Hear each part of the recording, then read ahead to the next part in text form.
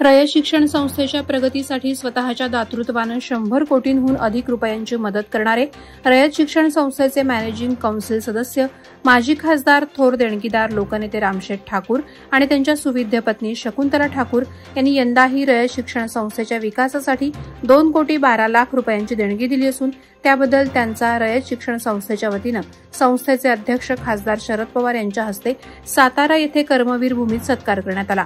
रयत शिक्षण संस्थेचे संस्थापक कर्मवीर अण्णा यांचा 66वा पुण्यतिथी कार्यक्रम सातारा येथे समाधी परिसरात संपन्न झाला। यावेळी कर्मवीर अण्णा आणि रयत माऊली यांच्या समाधीला अभिवादन करून हा समारंभ पार पडला। अलिबाग तालुक्यातील शहापूर धेरंड परिसरात सिनारमन्स कंपनीचा महाकाय कागद प्रकल्प येऊ घातलाय। या कारखान्यासाठी अद्याप भूसंपादन पूर्ण झालेलं नसताना पाण्याची पाईपलाईन टाकण्यासाठी 356 कोटीच्या निविदा काढण्यात आल्यात। विशेष म्हणजे ज्या शेतकऱ्यांच्या जमिनीतून पाईपलाईन जाणार आहे त्या शेतकऱ्यांना विश्वासात घेण्यात आलं नाही। शेतकऱ्यांना देशोधडीला लावून उद्योगांना पायघडा घालणाऱ्या या प्रकरणात राज्याच्या उद्योग मंत्रालयाची भूमिका संशयास्पद असून या विरोधात शेतकरी संघटना, खारेपाट विभागाचे अध्यक्ष तथा शिवसेनेचे जिल्हाप्रमुख राजाभाई केणी यांच्या नेतृत्वाखाली 15 मे रोजी अलिबाग येथील MIDC कार्यालयावर धडक देणार आहेत। परिमंडल 2 अंतर्गत पनवेल तालुका पोलीस ठाण्याने 100 दिवसाची क्षेत्रीय कार्यालयीन सुधारणा मोहीम अंतर्गत सर्व विभागात उत्कृष्ट कामगिरी केल्याबद्दल त्यांना नवी मुंबईचे पोलीस आयुक्त मिलिंद भारंबे यांनी द्वितीय क्रमांकाचे गुणांकन देऊन कौतुक केले, तर प्रथम गुणांकन परिमंडल 1 येथील APMC मार्केट येथील पोलीस ठाण्याला मिळाले।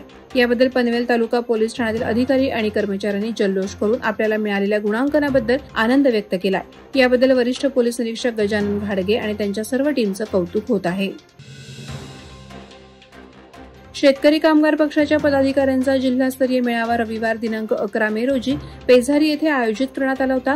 मात्र सध्या भारत-पाकिस्तान युद्धजन्य परिस्थिती आहे, त्यामुळे देशातील सैनिकांना पाठिंबा देण्यासाठी हा मेळावा रद्द करण्यात आला आहे। याबाबत शुक्रवारी सकाळी तातडीची बैठक घेऊन जिल्हा चिटणीस मंडळानं ठराव घेतलाय।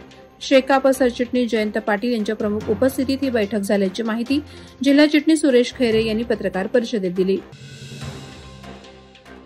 पनवेल शहर पोलीस ठाण्यात सायबर विभागात कार्यरत असणारे पोलीस हवालदार धीरज थवई यांना नुकताच पोलीस खात्यातील उत्कृष्ट कामगिरीबद्दल पोलीस महासंचालक पोलीस पदक मिळाल्याबद्दल पनवेल शहर पोलीस ठाण्याच्या वतीनं त्यांचा विशेष सत्कार वरिष्ठ पोलीस निरीक्षक नितीन ठाकरे यांच्या हस्ते करण्यात आला।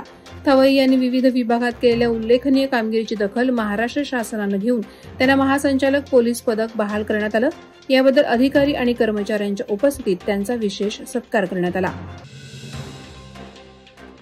पेडमध्ये व्हाईट स्वान प्री प्रायमरी स्कूलचे उद्घाटन माजी रायगड जिल्हा परिषद अध्यक्ष अॅडव्होकेट निलिमा पाटील, भाजप उपजिल्हाध्यक्ष वैकुंठ पाटील यांच्या हस्ते संपन्न झाले।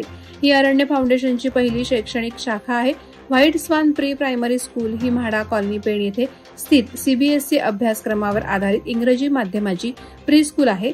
ही शाळा अरण्य फाउंडेशनच्या संस्थापक प्राजक्ता म्हात्रे आणि व्हाईट स्वान प्री स्कूलचे अध्यक्ष अभिजित म्हात्रे यांच्या मार्गदर्शनाखाली चालवली जाते आहे। शाळेत play group, nursery, junior KG आणि सिनियर KGचे वर्ग आहेत। पहलगाम भ्याड हल्ल्यानंतर भारत-पाकिस्तानमध्ये युद्ध परिस्थिती निर्माण झाली आहे। हा हल्ला झाला नसता तर ही वेळ आली नसती। आमच्या लोकांना त्यांनी मारलं म्हणून आम्हाला करारा जबाब त्यांना द्यावा लागतोय। युद्ध होणं पण गरजेचं आहे, त्यामुळे पुन्हा भारताकडे ते वाकड्या नजरेनं बघणार नाहीत, असं वक्तव्य मंत्री भरत गोगावले यांनी केले। सध्याच्या युद्ध परिस्थितीवर देशाचे पंतप्रधान नरेंद्र मोदी आणि भारतीय सैन्याचं त्यांनी तोंड भरून कौतुक सुद्धा केलंय। युद्धजन्य परिस्थिती निर्माण झाल्यानंतर मीडिया आणि शासकीय यंत्रणांनी सावधगिरी बाळगण्याच्या सूचना त्यांनी दिल्या आहेत। वादळवारा लाईव्हसाठी न्यूज ब्युरो, रायगड।